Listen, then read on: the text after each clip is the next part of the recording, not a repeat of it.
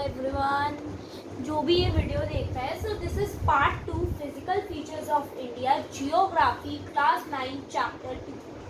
Okay, so in the first part यानी कि पहले पार्ट के अंदर मैंने आपको हिमालयन माउंटेन्स के बारे में बताया था, हिमालयन माउंटेन्स के नोट्स और उसे समझाया था।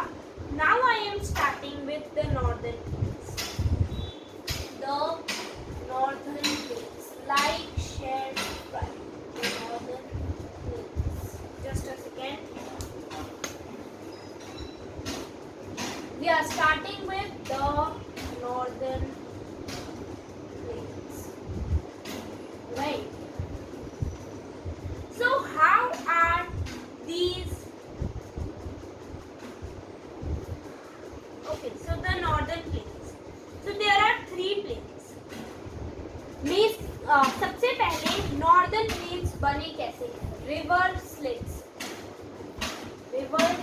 से बने हैं नॉर्दर्न प्लेन्स। ठीक है, इसे थोड़ा सा इजी वे में बोले तो the river in the lower course split into numerous channel due to deposition of slit.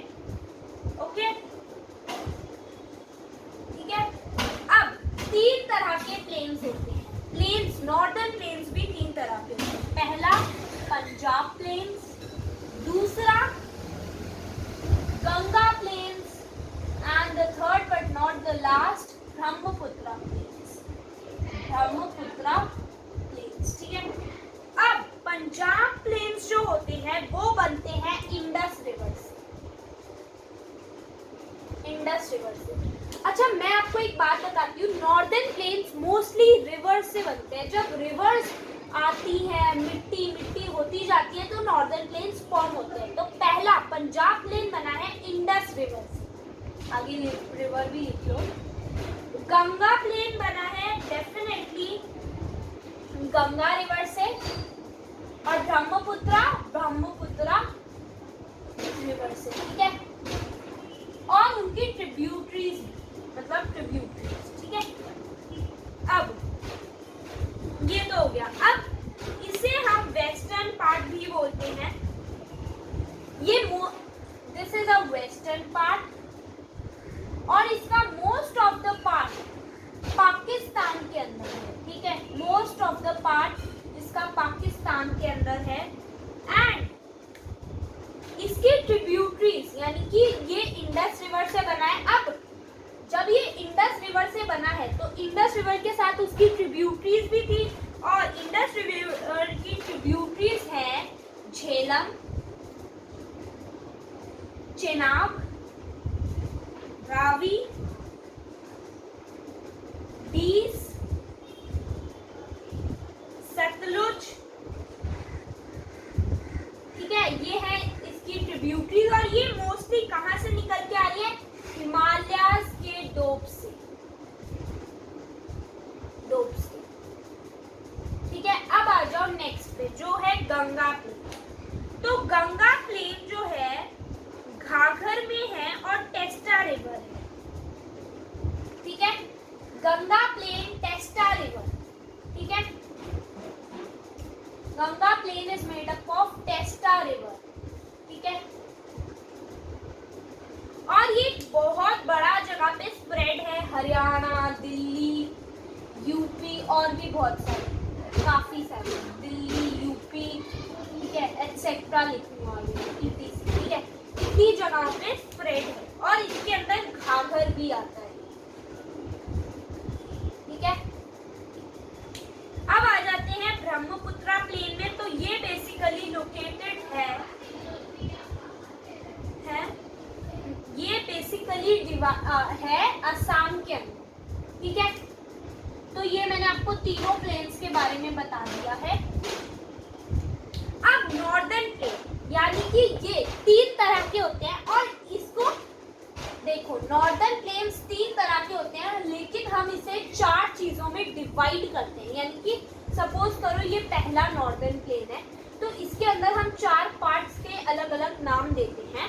ठीक है, तो वो 4 पार्ट्स है। पहला पार्ट पे आ जाओ, भाभर। ठीक है, ये है इसका पहला पार्ट, इसके बारे में पहले जानते हैं।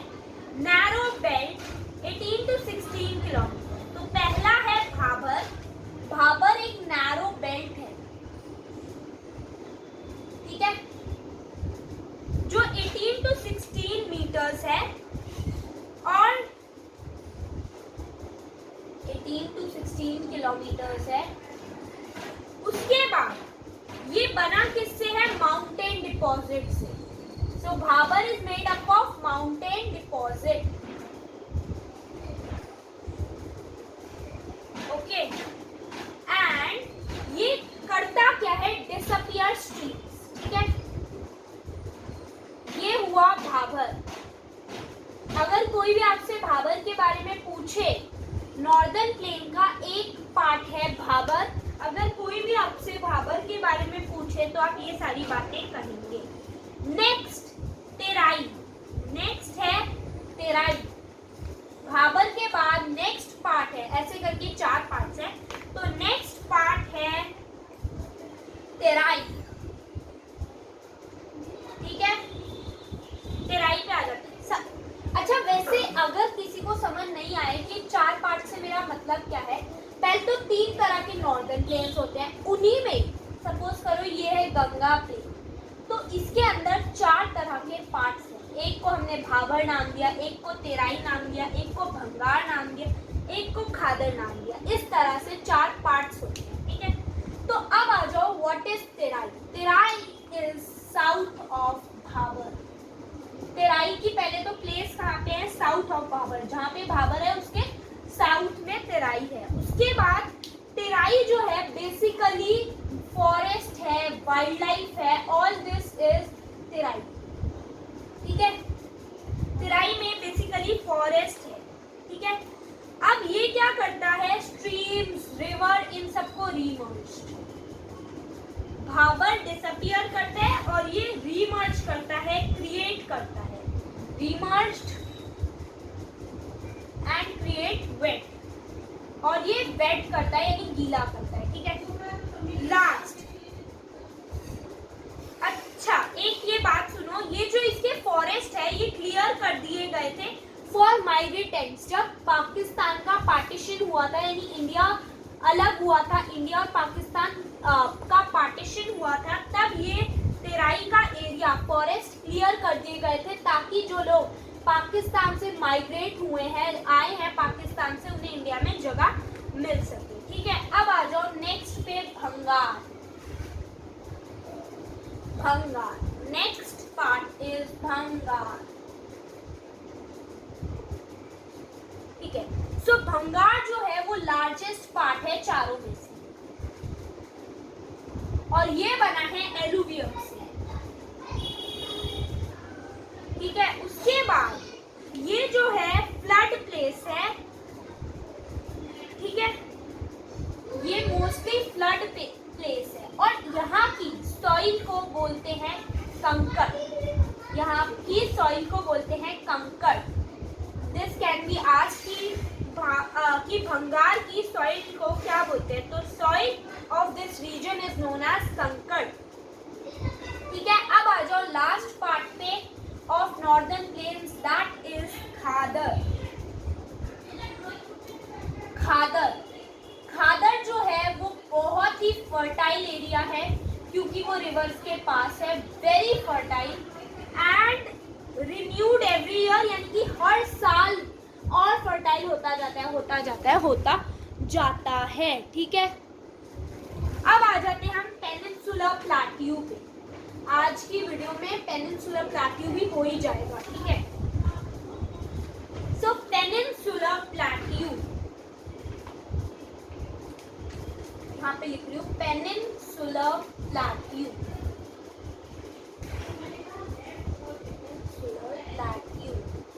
ओके। सो पेनिनसुलर प्लेट्यू बना है इग्नियस और मेटामॉर्फिक रॉक से, इग्नियस एंड मेटामॉर्फिक रॉक से, एंड मेटामॉर्फिक रॉक से, और इसे ओल्डेस्ट पार्ट भी कहा जाता है, ओल्डेस्ट लैंडमार्क भी कहा जाता है। ऐसा क्यों, ये सुनना, ध्यान से सुनना, ठीक है। पहले तो इंडिया को, जब पूरा एशिया, पूरा सब कुछ साथ में था, सारे सब कॉन्टिनेंट साथ में थे, तो वो बनाते थे बेसाई। और बेसाई को 2 पार्ट्स में किया गया था और सेकंड पार्ट को हम गोंडवाना कहते हैं, ठीक है। और पेनिनसुलर जो था वो गोंडवाना से ही बना हुआ है। अब तो सब अब सारे कॉन्टिनेंट्स अलग अलग हो गए, लेकिन जब ये साथ में थे तो इन्हें बेसाई कहते थे और सेकंड पार्ट को गोंडवाना कहते थे, और गोंडवाना से ही पेनिनसुलर प्लेट्यू बना है, इसीलिए ये ओल्डेस्ट लैंड मास है। अब पेनिनसुलर प्लेट्यू को हम 2 चीजों में डिवाइड करते हैं, 2 डिविजन से। पहला है सेंट्रल हाईलैंड और दूसरा है Deccan plateau. Okay,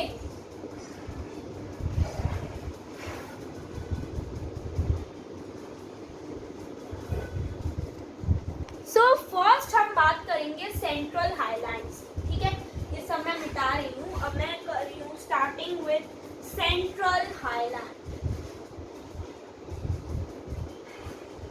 peninsular plateau के फर्स्ट पार्ट की हम बात कर रहे हैं, that is central highland. Okay, तो सेंट्रल हाईलैंड जो है वो नॉर्थ ऑफ नर्मदा रिवर है, नॉर्थ ऑफ नर्मदा रिवर, जबकि जो डिकैन प्लेट्यू है वो साउथ ऑफ नर्मदा रिवर है, ठीक है। उसके बाद ये जो है ज्यादा से ज्यादा कौन से प्लेट्यू है इसके अंदर, मोस्ट ऑफ मालवा प्लेट्यू, ठीक है।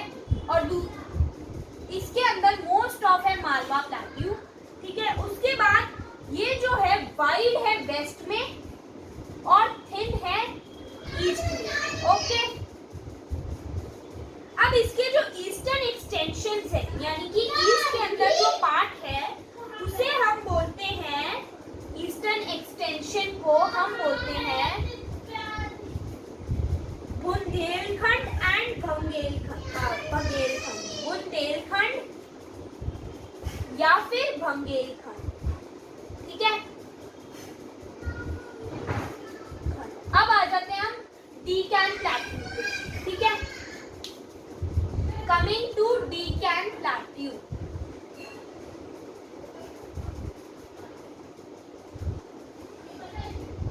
अब आ जाते हैं डिकैन प्लेट्यू पे। ओके, सो डिकैन प्लेट्यू जो है वो है साउथ ऑफ नर्मदा रिवर। उसके बाद डिकैन प्लेट्यू को एक ट्रायंगुलर लैंडमास है, ट्रायंगुलर लैंडमास। ऐसा क्यों है, क्योंकि इंडिया में जो डिकैन प्लेट्यू लोकेटेड है, इंडिया में सपोज करो ये इंडिया है, ठीक है। तो इंडिया में ये जो ट्रायंगल बन रहा है यहाँ पे है डिकैन प्लेट्यू, इसलिए इसे ट्रायंगुलर लैंडमास कहते हैं, ट्रायंगुलर प्लेट्यू कहते हैं, ओके। अब मैं आगे चल रही हूँ, सतपुरा साउथ। अब देखो इसके अंदर ना डिकैन प्लेट्यू के अंदर कुछ रेंजेस है जो है सतपुरा साउथ के अंदर, मधुर कश्मीर का ईस्ट के अंदर, नॉर्थ ईस्ट के अंदर है मेघालय। तो इस तरह से कुछ ईस्ट है जो मैं लिख देती हूँ, सतपुरा, एक सेकेंड।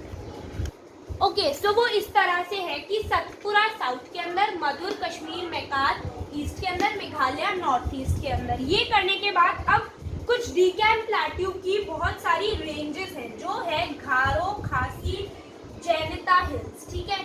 मैंने ना नोट्स बनाए हुए इंपॉर्टेंट चीज़ों के, उसी से मैं बता रही हूँ। सो उसके अंदर है गारो, खासी और जैनिता हिल्स, ठीक है। फॉर दिस वीडियो मैं यहीं पे ख़त्म कर रही हूँ, फिर नेक्स्ट वीडियो के अंदर हम वेस्टर्न घाट्स और ईस्टर्न घाट्स के बारे में पढ़ेंगे, ठीक है, और इंडियन डेजर्ट और कोस्टल प्लेन्स और आइलैंड के बारे में। ये होगा लास्ट, पार्ट 3 लास्ट होगा। अगर आपको आगे का भी पढ़ना है तो वॉच पार्ट 3।